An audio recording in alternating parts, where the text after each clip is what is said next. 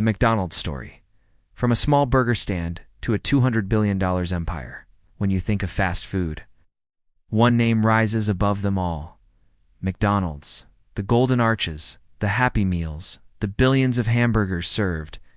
Today, McDonald's is one of the most recognizable brands in the world, with over 40,000 locations across more than 100 countries and a valuation of over $200 billion. But behind the empire lies a story far more dramatic than most people realize. A story of two humble brothers with a revolutionary idea, a struggling milkshake machine salesman, and a business deal that would spark one of the greatest corporate success stories in history and also one of its greatest controversies. This is the untold story of how McDonald's went from a tiny burger stand to a global empire. It all started in the 1930s in San Bernardino, California. Richard and Morris McDonald, known as Dick and Macron, a drive-in restaurant called McDonald's Barbecue. Like many drive-ins of the time, it was a sprawling operation with car hops serving customers in their vehicles, a large menu, and a chaotic kitchen. Business was decent, but the brothers noticed something. Most of their profits came not from barbecue or fried chicken, but from hamburgers, fries, and milkshakes. So in 1948, they took a radical step. They shut down their restaurant for 3 months, completely redesigned it, and reopened with a focus on speed and simplicity. Gone were the car hops and the long menu. Instead, they created what they called the Speedee Service System, a limited menu of just 9 items. Burgers for 15 cents, fries for 10 cents, and shakes for 20 cents. The kitchen was designed like an assembly line, with each worker focused on one task: grilling patties, assembling buns, frying potatoes. The result?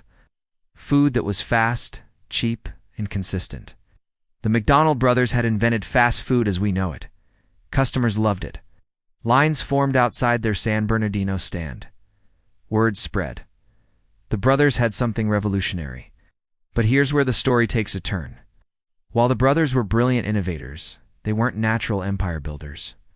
They were content with their single, successful restaurant.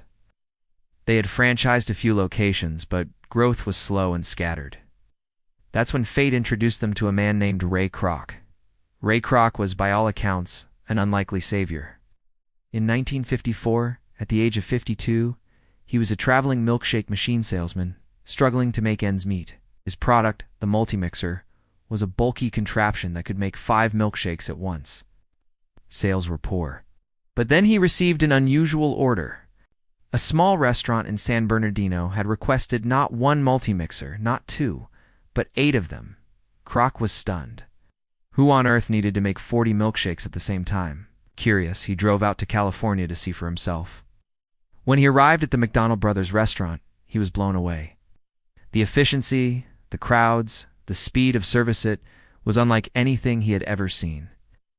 Ray Kroc instantly knew this was the future of American dining. The brothers, however, didn't see it the same way. They were content with their small operation, uninterested in massive expansion. But Ray Kroc was relentless. Pitched them on a vision.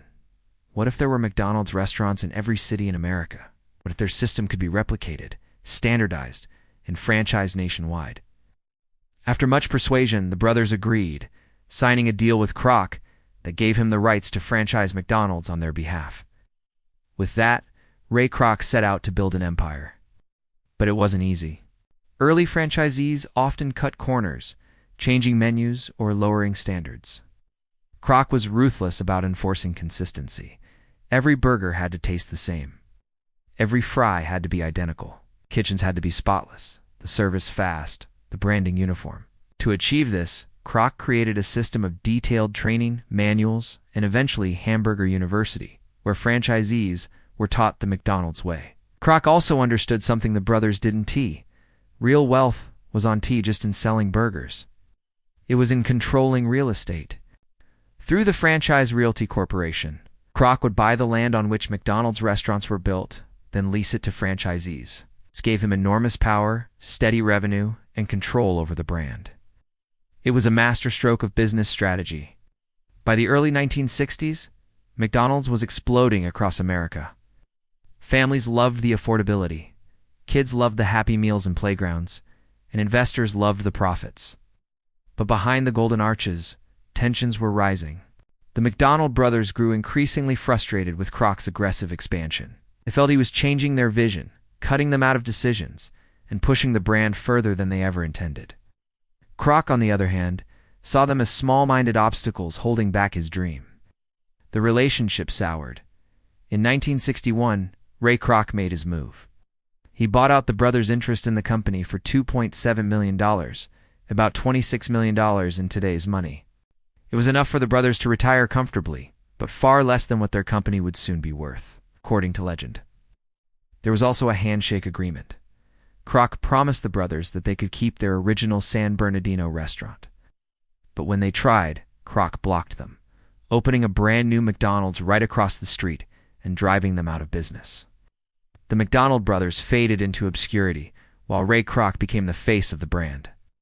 It was a ruthless move, but one that cemented his control.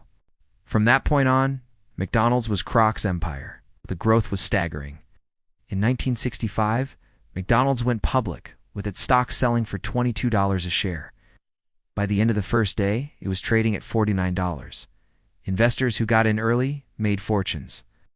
The company expanded internationally, first into Canada and Puerto Rico, then across Europe, Asia, and beyond. The Golden Arches became a global symbol, sometimes even a symbol of American culture itself. By the 1970s and 1980s, McDonald's had become a cultural icon. It wasn't just a restaurant, it was an experience. Ronald McDonald, the clown mascot, became one of the most recognizable characters in the world. Happy Meals were introduced, complete with toys, driving millions of children to beg their parents for a trip to McDonald's. The "I am lovin' it" slogan and jingle would later cement its place in pop culture. But McDonald's success wasn't without controversy. Critics accused the company of unhealthy food, exploitative labor practices, and contributing to obesity. The term McJob entered the dictionary as slang for low-paying, dead-end work. Yet, through it all, McDonald's continued to adapt, adding salads, healthier options, and even digital kiosks in modern stores. Financially, the results speak for themselves. By the 1990s, McDonald's was serving tens of millions of customers every day. By the 2000s, it had become the world's largest restaurant chain by revenue. Today, McDonald's generates over $20 billion a year in revenue, with a market capitalization exceeding $200 billion. And it all traces back to a tiny burger stand in California, two inventive brothers, and one relentless salesman who saw a bigger picture. The story of McDonald's is both inspirational and cautionary. It's about innovation. The McDonald brothers' Speedee Service System revolutionized dining. It's about persistence. Ray Kroc was in his 50s, struggling, and nearly broke before he found his shot. And it's about ruthlessness. The way Kroc wrestled control from the brothers remains controversial to this day. But ultimately, it's a story of vision.